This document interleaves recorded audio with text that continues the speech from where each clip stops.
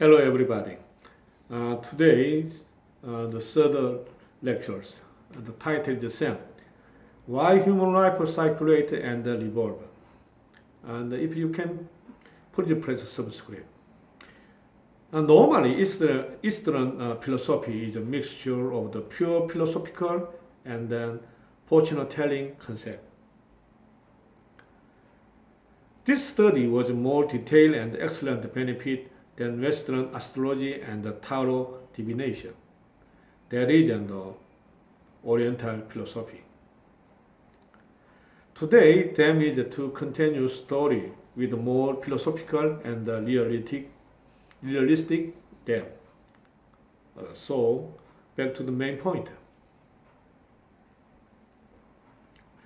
For examples, if a person dies and base mass is completely lost, it means that the base mass is not preserved and completely extinguished.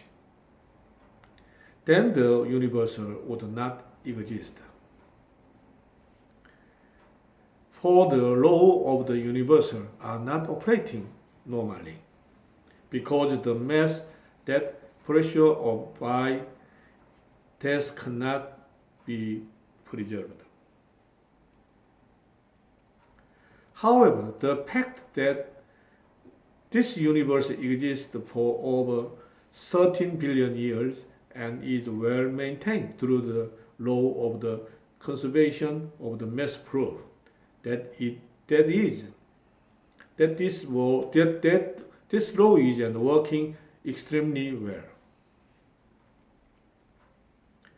In other words, the death of the one human being does not completely extinguish its mass, but because it is reborn and complement as other beings. The law of the circulation with the existence of the universe exists along with the law of the universe. This law of conservation of the mass is a universal law found in 1771 by the French chemist de Lavoisier. It should be noted that the law of conservation of the mass is a law that proves that all life is dying phenomena, but is reality. It is converted to other life.